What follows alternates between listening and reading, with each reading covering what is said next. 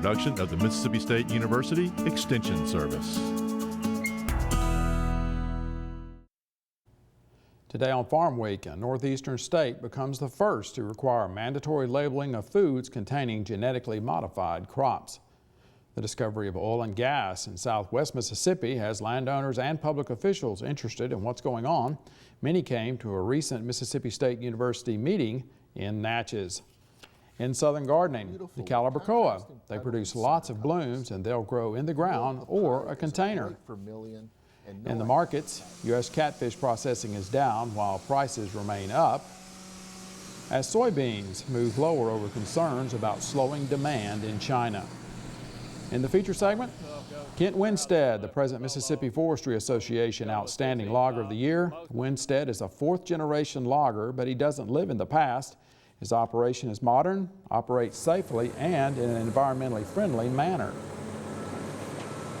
We water bar the roads, stabilize them, make sure we don't have any erosion. Skid trails, we slash them. If it's on bad hills, we water bar them and then slash them. Any stream crossing, we try to minimize crossings.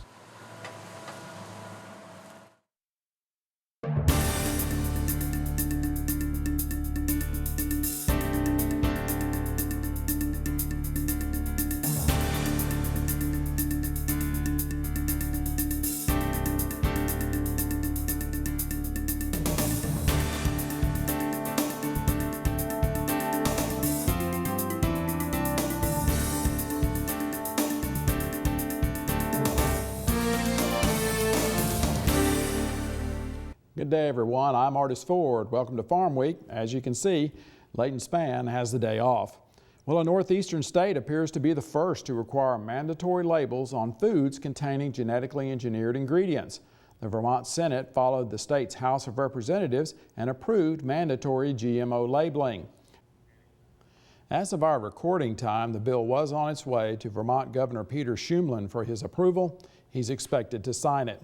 If so, food companies would have until July 2016 to begin mandatory GMO labeling. Milk and meat products are exempt. The bill's supporters say it does not question the safety of GMO ingredients. It simply makes the information available to the public. Many food manufacturers and farm groups are concerned that it will be complicated and expensive to comply with a patchwork of many different state labeled laws. Well, oil and gas development is expanding in southwest Mississippi. This has landowners in the area wondering if they are making the right decisions regarding leasing their property for exploration. In response, the Mississippi State University Extension Service and the Stennis Institute of Government created a conference on managing oil and gas development in Mississippi. The event educated landowners, farmers, and government officials about what to expect if the industry comes to their county. Farm Week's Amy Taylor reports from Natchez. The Managing Oil and Gas Development Conference offered a wide variety of information that'll help newcomers to the industry. Mississippi State University Extension Service Government and Community Development Specialist Rachel Carter says it's essential to be prepared. It's all about being proactive and actually getting the information as to will growth occur in the area and how to plan for it as infrastructure changes and challenges occur. How will we fund the roads? How will we prepare our communities to have more people in them and increase traffic and expanded tourism opportunities? There's a lot of information that needs to be shared about how mineral rights actually work as compared to surface rights. Additionally, Carter says be ready for any property changes, legal matters, and understand the process of restoring natural resources. Tom Williams, with the Environmentally Friendly Drilling Program out of Houston, Texas, discusses what to expect. You're getting ready to have a lot of new oil and gas development being done. And so the landowners and the state policymakers need to understand the potential impacts that are getting ready to take place and to manage those things in a responsible way.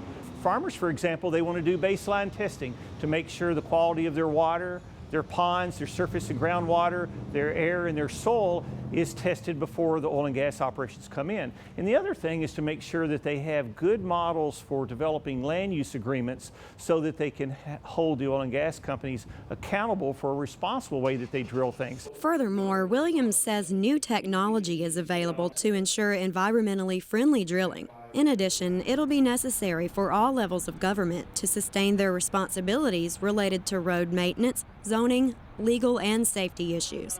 Specialists at the Oil and Gas Conference emphasized the importance of being proactive because this industry could greatly improve the value of our state and its economy. From Natchez, Mississippi, I'm Amy Taylor reporting. What flowering plant is going to attract a lot of attention in garden centers this spring? In this week's Southern Gardening segment, Extension horticulturist Dr. Gary Bachman will show us how the beautiful Calibrachoa could be in your landscape this year.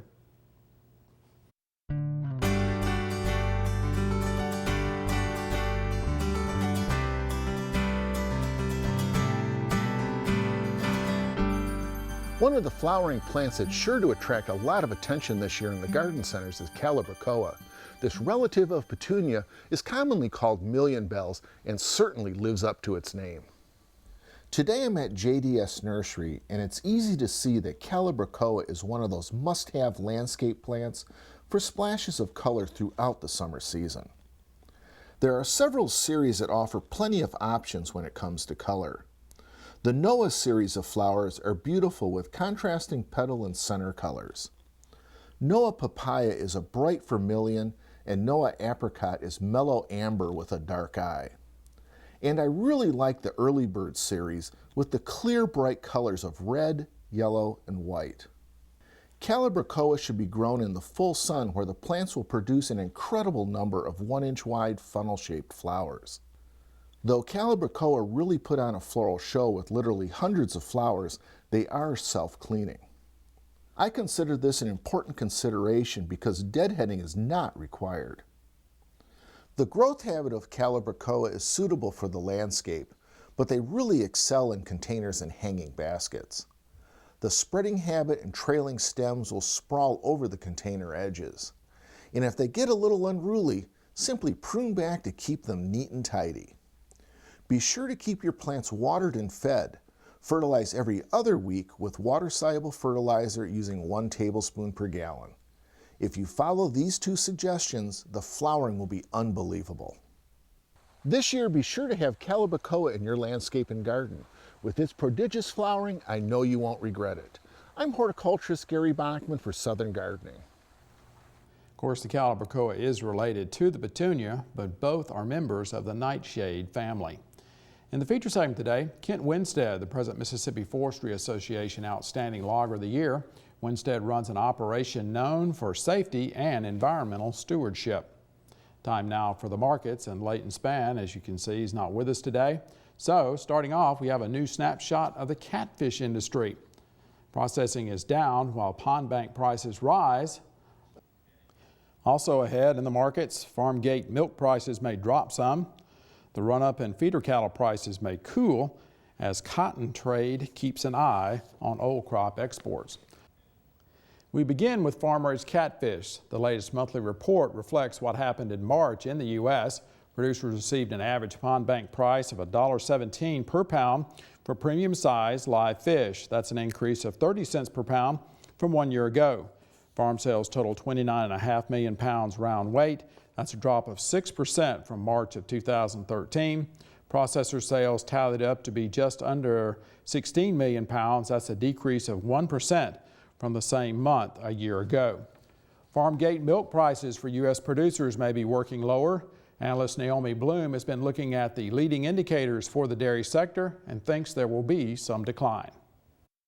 Do we think that the price of milk is just going to tank and fall apart? Absolutely not. But the swing higher that we've had is probably going to start to go sideways to where we see front month milk trade at $20 and maybe the summer months set back towards $18. The volatility is coming, and even though our export markets are strong and the demand is there, we are feeding these animals and we have record production of milk. And if the demand starts to ease up a little bit, we're going to see the milk prices ease up too. Hillshire Brands Company has signed a deal that will expand its presence in frozen foods. Hillshire is buying Van's Natural Foods for $165 million. The Arizona-based company makes frozen breakfast and snack foods such as waffles and pancakes. The deal becomes effective before the end of May. Hillshire's expanded brand lineup will now include Van's, Jimmy Dean, Ballpark, and Hillshire Farm. Well, the April 25th Cattle on Feed report will give traders in the beef sector some additional data to consider as they debate the future market direction. Well, the technicals have turned soft at times, giving rise to discussions about an approaching downtrend.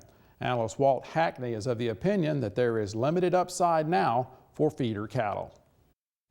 I believe that the run-up is fairly well over in regard to feeder cattle.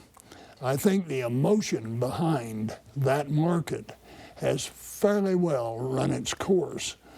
I suggest in our own observation out here and in what we're bidding on cattle compared to a short week 10 days ago, I would suggest that these yearling cattle are going to be $4 to $6 a hundred cheaper. I think that calves, I don't know, but in a calf bringing $225, that calf could drop $25 in a moment. Some of them are going to go empty on their pens. They're not going to run the risk of the corn jumping and feeder cattle not able to get them bought cheaper. The porcine epidemic diarrhea virus, or PED, is now officially in Mexico. A Mexican news agency reports there are cases in virtually all states. Retail pork prices in Mexico are increasing rapidly too, up 40% at some meat counters from what they were just recently. Well, let's break from the markets for a moment to look at the trivia quiz for this week. Here's the question. Which state in the Mid-South had the highest average cotton yield in 2013? Is the answer Arkansas, Louisiana, Mississippi, or Tennessee? I'll tell you at the end of the markets. We're going to pause for a short break on Farm Week. Coming up, we'll look at the calendar and the rest of the markets. Is China going to plant less cotton and sell out of its warehouses? Corn is in a sideways market, while China may cancel some soybean sales. In the feature segment today, Kent Winstead, the present Mississippi Forestry Association Outstanding Logger of the Year. Winstead operates in a sustainable manner and treats the land as if it were his own. Each year, many Mississippians are seriously injured or killed when farm tractors overturn. One cause of these accidents is improper hitching. If a tractor is hitched at any point above the drawbar, it can flip over backwards. Never hitch a tractor using the bar between the three-point hitch upper and lower links or at the top link attachment point. The stationary drawbar is the only safe location for tractor hitching. A message from the Mississippi State University Extension Service. Before we get back to the markets, let's look at the Farm Week calendar. Our landowner workshop on forest management for wildlife takes place Wednesday, May 7th. The location is the Cliff Finch Office Building on Eureka Street in Batesville. The hours are 8:30 a.m. to 12:30 p.m. The cost is $20 and you need to register by May 2nd. The Mississippi Delta Community College at Moorhead is holding 2 weeks of agricultural production training. This is designed for training entry-level farm employees. It's designed to take place for 2 weeks, May 26th through June 6th. The cost is $25. Today's tractors require knowledge of electronics to operate them. Participants will get hands-on in the field instruction as well as instruction in maintenance and chemical handling. The deadline to register is May 15th. We'll have the phone numbers on our Farm Week website calendar. Go to our Farm Week website at farmweek.msucares.com for information on these and other events. Now check out this week's Farm Week Snapshot.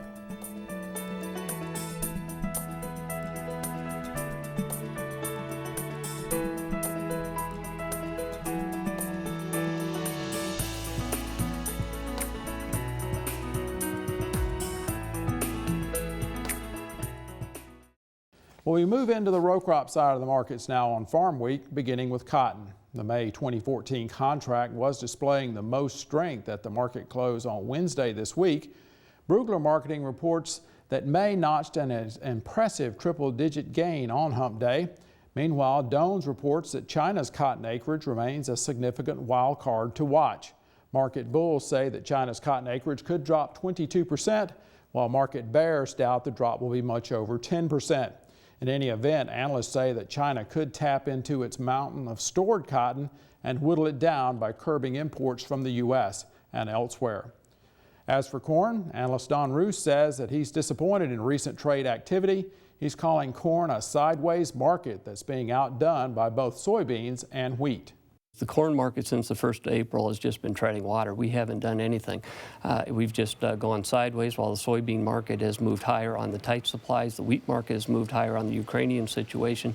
And I think what it tells us the maturity of the market. We think that to end the week, the market closed technically poor. It's a bad sign. If we get the all clear signal on the weather next week, which it looks like the weather's improving, we probably have socked in an intermediate high. Selling opportunities have been up around this 510, 515 on Dees wheat, and the same thing on July wheat, or July corn. In some trade circles, soybeans are being referred to as a changing market these days. At the close Wednesday, the May 2014 contract displayed the most weakness. There continue to be rumors of the Chinese canceling sales, which is troubling news to traders. Analyst Darren Newsom believes that the bean market is trying to plug a tight situation between now and fall harvest, a situation that up until now has created an inverse situation on the charts. Is that inverse is starting to weaken. There's something going on fundamentally where, yes, we are tighter than the 135 million bushels. That's granted. We know that. But something's going on fundamentally. Either there's some cancellations occurring, or as there's been talk of China sending some ships back because of credit problems. Something's going on the fundamental side that we won't see the headlines now for a while that's changing the structure of this market. And the weaker or the less bullish these spreads get, the more pressure we could see starting to come from the investment side, the fund side, as they start selling some of their positions. Before our feature story today, let's check the trivia answer for this week. Well, the correct choice is B. Louisiana averaged 1,267 pounds of cotton per acre last year. Mississippi had 1,188 pounds. In our feature segment today, the Mississippi Forestry Association's present Outstanding Logger of the Year, Kent Winstead of Philadelphia. The Winstead operation embodies all the attributes that you expect in a top-flight wood harvesting crew. For this feature story, we crossed the state line into the edge of Sumter County, Alabama, where Winstead was beginning logging on a new job last fall. Farmweek's Leighton Spann reports. 83 is when I graduated high school, and I've been out here every day since.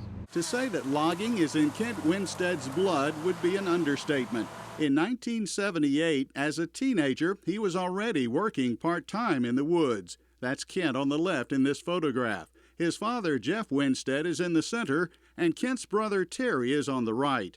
Kent's father learned the profession from his dad, Horace Winstead, seen in this photograph from 1951. Well, my grandfather logged, my great-grandfather logged some. He didn't log full-time, but he logged some. My dad helped both of them before he went in on his own. They logged with mules. I think my dad started out contract cutting. All he had was a chainsaw from my granddad. And they didn't have any, they skidded and loaded with mules.